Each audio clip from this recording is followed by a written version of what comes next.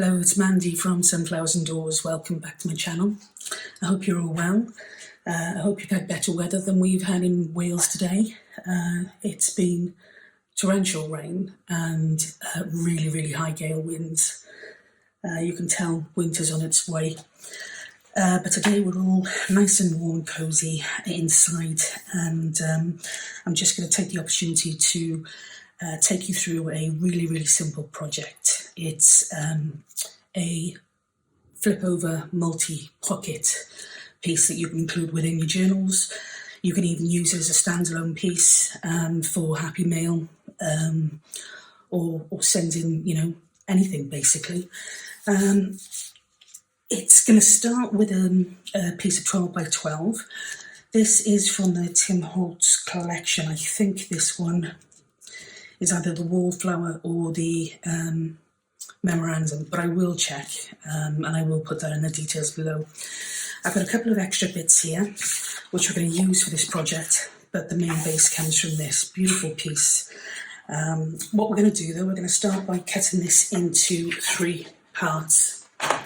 So if we cut it at 4 inches, and again at 4 inches, 4 inches,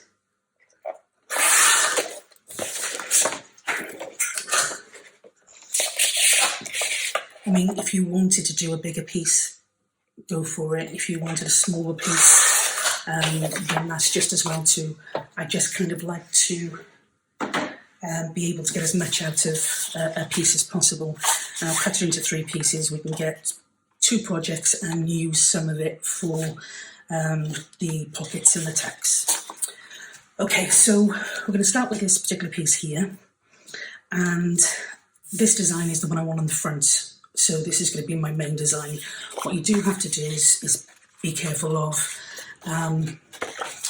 the direction of any text that you're using. So if I want this as my main design and I want to fold it, it's going to have to be upside down because of the way that the project goes. So I'm going to start here. What I'm going to do is I'm going to bring this up. Again, I don't measure it. But what you want to be mindful of is you're going to be able to turn this piece over and you want another pocket in here. So that might be a bit big. I'm going to go here.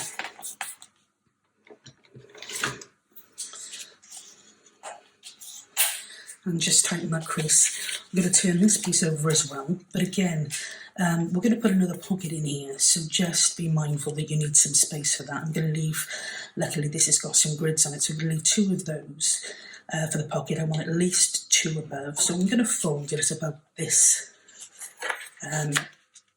place here. And again, as I said, you do you, however you want it, however big, however small, but this is basically the start of the project. What I do want now is I want another piece inside here for another inside pocket. You could go plain, or you could use a book page or music sheet. You could use the same paper that you're working on the project. I'm actually going to go, I think, for this one. I think it really complements the design. So I'm just going to quickly cut this. Again at 4 inches, so that we know that's going to fit inside.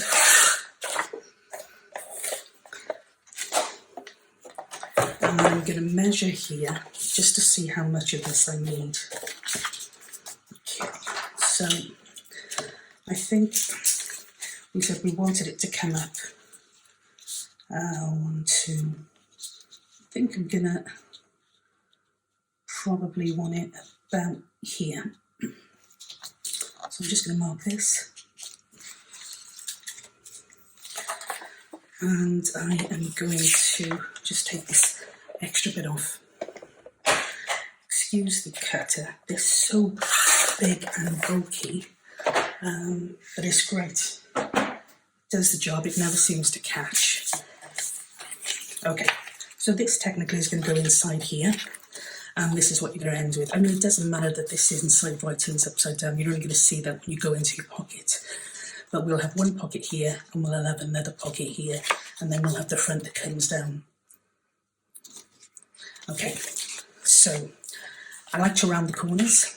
I'm going to do this on both of the inside pockets, there and there. And I'm also going to round the corners on the top piece that folds over. With this particular piece, I'm going to ink the edges. I mean, you don't need to on this one because you're not going to see it all the way down, but you will see part of it. Okay, the other thing to be aware of is you could put a divot in here just for easy access, because they can be quite tight pockets. But by the time you do that, you kind of lose your inside pocket a little bit, because there's not a huge amount of difference between the inside and the outside one. Excuse me. So I'm not going to do that. I'm just going to put them in as they are.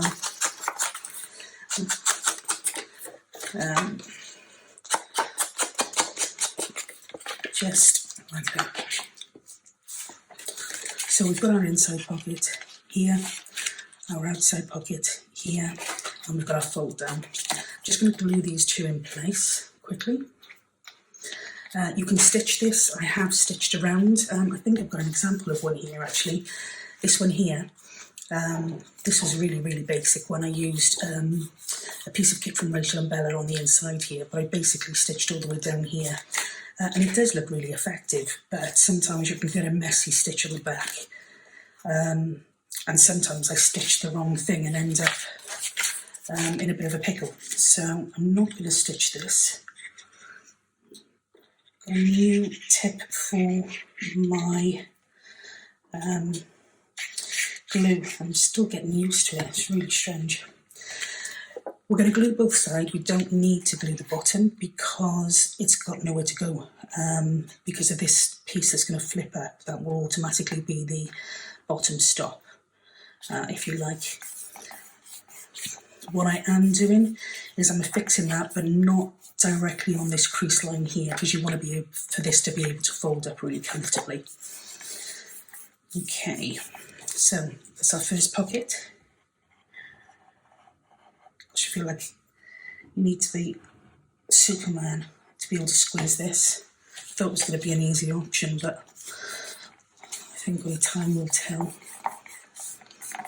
Okay, so that's the basis of our fold over multi-flip.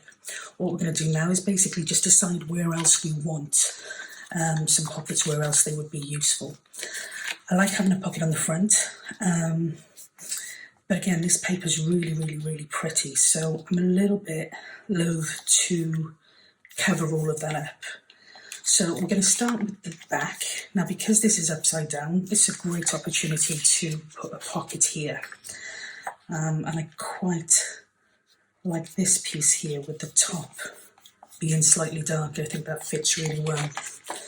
So you will be happy to know my Tim Holtz scissors finally arrived. This is my first time of using them. So a bit of a baptism of fire. Whether they improve my cutting. They actually feel really, really good to use. So there's hope. What I am going to do on this one though is I am going to put one of those, I keep saying divot, I don't know if it's a divot or, but I'm going to put one of those in place here. Try and get the centre just by pinching this without folding too much of the card. And we'll give this quite a deep one here.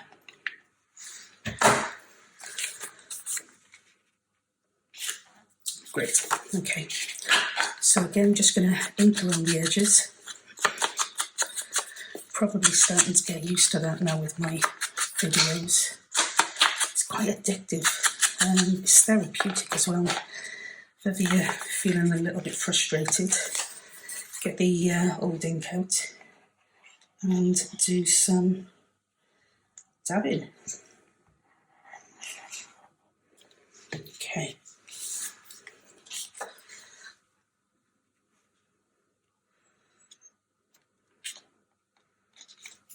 Okay, we've got a little bit here which we're just going to have to take off the edge, but that is not a problem.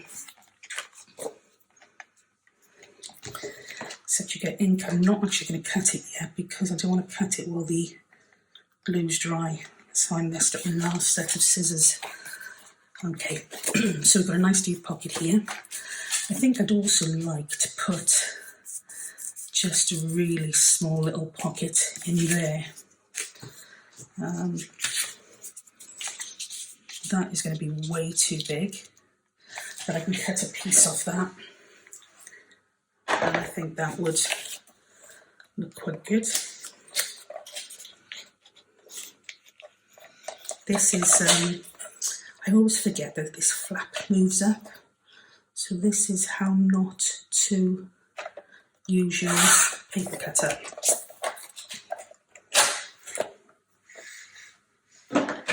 Gosh, I'm going to work out today. So we are going to go just above that crease line again here, and we're going to put that in place there. Just going to round the edges again just to stay in style with this top piece. And I'm not going to put a cutout on this because this piece flaps over quite a lot. What you don't want is to have a pocket where everything falls out every single time that you open it. So it gives us quite a nice, secure pocket. And you're not going to fit much in here, in fairness. It's only going to be things like little labels, perhaps some Tracy Fox labels or some small tags, little pieces of ephemera. So again, not quite on the fold, but close enough that it gives you an actual pocket space. Okay. And that folds over there again really well, so that's great. Okay, and then it's just deciding whether or not we're going to do something with this front piece. As I said, I really, really love the design, and I'm wondering whether, without losing too much of it, we could get away with a belly band.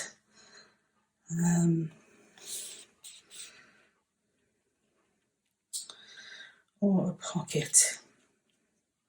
This is where you need to be talking back to the screen and telling me yay or nay. I suppose the only other thing I could do is take a piece off this, but so far I haven't needed to use this, and it would make another full pocket flip, so I'm a little bit loath. Okay, let me just cut this down. I'm going to leave this piece here. I'm going to cut this down about here, just to see what this looks like. I mean, introducing a third pattern isn't a bad thing because this bit is the same. So it's whether it looks too busy. I think it actually does look too busy. That side's quite nice as well. But I am going to lose, see, that's just so pretty. The other option is to put a small pocket here. It would have to be a very small pocket, and you're limited with what you can use it for. But again, it's, you know, each one of these you can do differently. Every single one can be done differently. Just decide what's good for you.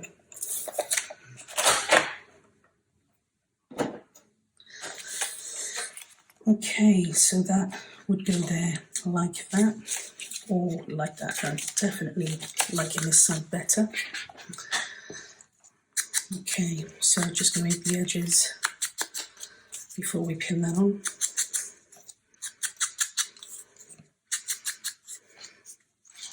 If I did that one now. It is late on a Sunday night, so I'm allowed to be a little bit forgetful. Okay, so again, I'm just going to put this here.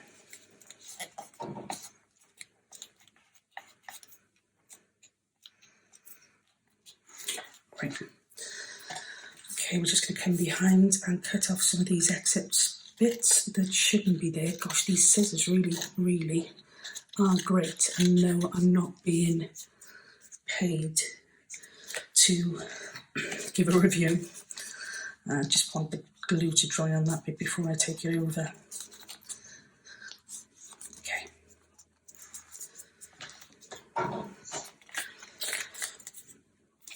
The other thing I could do, which always seems to be a last thought, is put some coffee dyed paper on here. You're still going to see the image, not as much as you normally would, but you will still see through that, and you're only going to be cutting a little piece.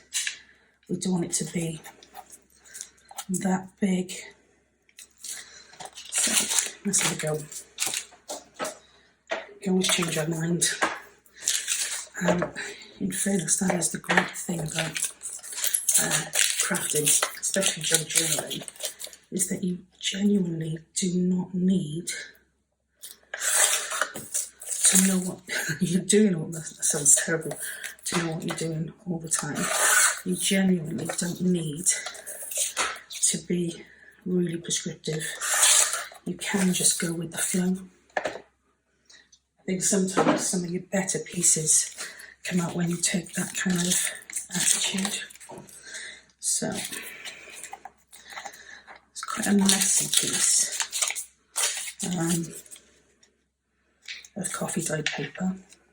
It's probably too small. This does take away a bit of the pattern, but it does also leave a little bit. So I'm going to go with that. The one thing I would say to you when you're using vellum is it doesn't take very well on card or on any surface. It doesn't want to glue, and sometimes I've had to use stitching as a last resort. I had to do that particularly when I did a ephemera folder, and I use this as the inside.